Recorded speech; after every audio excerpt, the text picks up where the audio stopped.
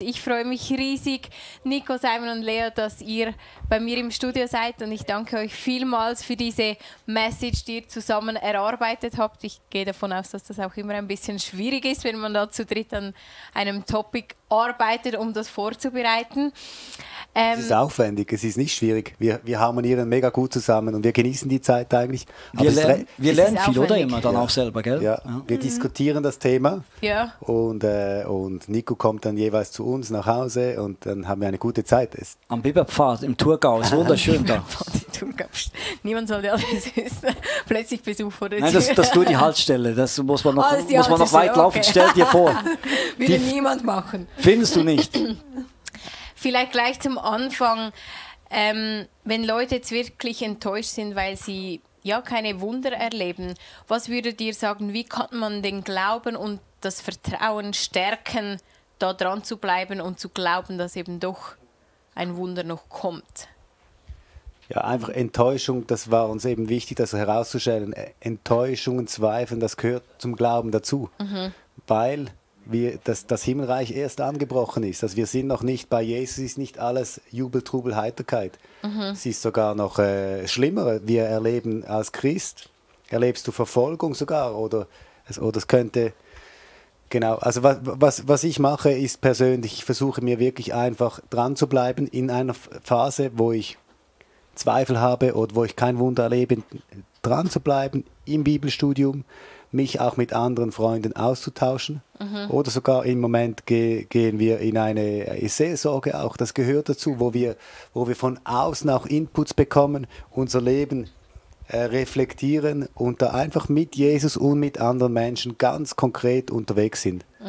Nicht einfach so akzeptieren und einfach so, ja, es ist einfach so, einfach dranbleiben. Fragen stellen, oder? Das ist ja genau wenn du das Beispiel Johannes nimmst, er hat große Zweifel, was macht er? Er fragt. Das Coole ist, er konnte fragen, weil Jesus ja auf der Erde war. Wir müssen uns überlegen, wo können wir Gott am besten hören, gefühlt. Es ist nicht bei jedem gleich. Bei mir ist es wirklich, ich schlage die Bibel auf und sage dann, Jesus, ich muss jetzt irgendwas haben von dir. Und sehr häufig erlebe ich, dass daraus Kraft kommt. Ich kann mir vorstellen, dass es für eine andere Person was anderes ist, aber irgendwie ist es, glaube ich, wichtig herauszufinden, was ist mein Kanal, wo ich Gott am besten hören kann. Vielleicht ist es eben ein Gesprächspartner, vielleicht eine Kleingruppe, vielleicht ist es durch Kunst auch, durch Worship. Ich glaube, es gibt verschiedene Zugänge. Ich muss rausfinden, wo kann ich meine Fragen loswerden oder eben vielleicht auch in der Seelsorge, und wo komme ich dann auch eben, wo kann ich es hören, was Jesus sagt. Ich glaube, das ist mega wichtig, und nicht aufgeben, bis ich das habe. Dann wird mein Glaube gestärkt, dann wird mein Vertrauen gestärkt. Ja. Hier auf dieser Erde. Ja, ich glaube auch, wie du gesagt hast, mit Leuten austauschen, oder? Weil es ist ja normal, eben habt ihr gesagt, dass man Zweifel hat. Und ich glaube, gerade dein Beispiel auch, das ist irgendwie so, wenn man das von anderen hört, dass sie auch dort drin sind und man dann austauschen kann. Ich glaube, das ist auch extrem ermutigend zu sehen, hey, es geht eigentlich jedem so. Oder jeder hat seine Struggles, oder? Würdet ihr sagen, dass Gott ein ungerechter Gott ist, wenn er nicht bei allen gleich wirkt? Oder eben gewisse Leute mehr Wunder erleben als andere? Das Gefühl hatte Johannes bestimmt. Ja. Er hat gedacht, ja, aber was ist eigentlich dein Problem? Ich bin doch noch verwandt sogar mit dir. Kannst du nicht mal irgendwas machen? Ja. Deshalb fragt er ja auch. Ja. Und ich glaube, aus menschlicher Sicht ist Gerechtigkeit sehr wichtig. Wir wollen alle Gerechtigkeit. Das Problem ist, ich glaube, Gott hat eben einen anderen Maßstab. Und jetzt im Fall von Johannes, er traut ihm mega viel zu und holt ihn dann ja praktisch auch zu sich. Der stirbt ja da im Gefängnis. Kannst du sagen, kein Happy End eigentlich. Total unfair. Ja, aber ich weiß ja nicht, vielleicht, wenn ich jetzt mal davon ausgehe, wir schwärmen immer vom Himmel. Der Himmel muss ja der Ort schlechthin sein. Und er wollte vielleicht Johannes was ersparen, keine Ahnung. Irgendwie war das in seinem Plan. Und ich glaube, wir können erst beurteilen, was gerecht ist, wenn wir mal bei Gott sind, gefühlt. Ja. Aber es war man schon sauhart. Also was er Johannes zumutet, das finde ich selber. Ich sage ja, das ist für mich bis heute mega herausfordernd, mit dieser Geschichte umzugehen. Ja, aber du hast in der Vorbereitung hast du auch von diesem griechischen Denken, wo wir sehr geprägt sind, davon. Sag doch noch was dazu. Für uns geht das Spannungsfeld fast nicht auf. Wenn du sagst, griechisches Denken heißt, wenn A ist, kann B nicht sein. Hebräisches Denken, die Bibel ist auch getränkt davon, Jesus kann eben den Tod schon besiegt haben, aber er ist eben immer irgendwie noch da. Und er hat noch nicht alle seine Macht verloren, aber das ist eben, da müssen wir, glaube ich, ein bisschen lernen als Europäer, ein bisschen mehr Hebräisch die Bibel zu lesen und uns auch da verändern zu lassen. Ja.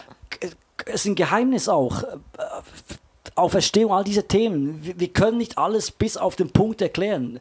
Wir sind Menschen, wir sind nicht Gott, wir haben noch nicht diesen Intellekt, der alles erfassen kann, der genau sagen kann, was ist jetzt gerecht und was nicht. Ja. Lea, du hast von diesem Spannungsfeld gesprochen, dass du das momentan auch persönlich erlebst. Was würdest du sagen, wie können wir das praktisch im Alltag lernen, mit dem zu leben? Was kann man da machen?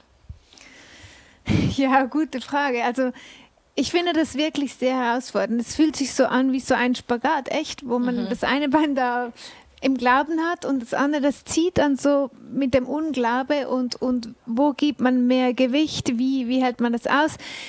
Ich denke dann immer wieder, hey, Glaube, das ist wirklich eine Beziehung mit Jesus und eine Beziehung ist so etwas ganz, ganz Persönliches und wenn wir gerade eine Krise haben, dann weiß ich, okay, einfach irgendwie dranbleiben, auch ein bisschen aushalten. Jeder hat dann so seine Strategie, wie er da durchgeht.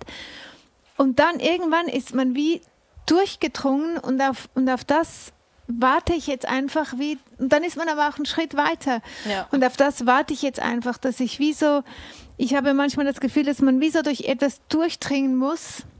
Und dann ist man aber auch wieder ein Schritt weiter. Und weil ich das schon mehr als einmal erlebt habe, macht es das vielleicht ein bisschen einfacher auch, weil ich weiß, es geht vorbei. Ich bleibe einfach dran. Ja. Nico hat gesagt, man muss wieder den Zugang auch finden. Wo holt man sich Stärkung im Glauben? Ja. Da hat jeder einen eigenen. Und da immer wieder... Das machst du auch sehr aktiv, das machst du. Ja, da immer wieder die Zeit verbringen mit Jesus und denken, okay, Jesus, ich habe meine Fragen, ich habe meine Zweifel, aber ich lasse dich nicht los. Ja. Und ja. Manchmal geht es länger und manchmal geht es weniger lang. Ja. Ja. Aber es ist einfach auch mühsam, das muss man einfach sagen. So eine Phase ist einfach scheiße. Ist einfach Kacke. Und es ist besser, wenn man im Hoch ist und die Bibel redet zu einem. Das kommt und so. Ja dann auch wieder. Ja. Und lustig ist, wenn man so im Hoch ist, wenn man so auch in der Beziehung, dann hat man das Gefühl, es kann ja gar nicht schlecht sein. Also und ich sage dann immer, Lea, wenn wir das schön miteinander haben, sage ich immer, lasst uns das genießen, weil es werden wieder andere Zeiten kommen. Ja. Und im Glauben ist es genau gleich. Ja, das stimmt. Hey, ich danke euch vielmals, dass ihr hier im Studio wart und euch noch diesen Fragen gestellt habt. Wir danken dir, Alex. Hey, und dir zu Hause möchte ich einfach nochmals ans Herz legen, vergiss nicht die Christmas Experience nächste Woche am Sonntag, dass du da online mit dabei bist. Wir haben die Story of Christmas, die du jeden Tag anschauen kannst auf YouTube und das Buch von Leo und Susan, was du ab heute bestellen kannst, möchte ich dir auch nochmals ans Herz legen. Und dann bleibt mir nichts anderes übrig, als dir eine gute Woche zu wünschen und bis nächsten Sonntag.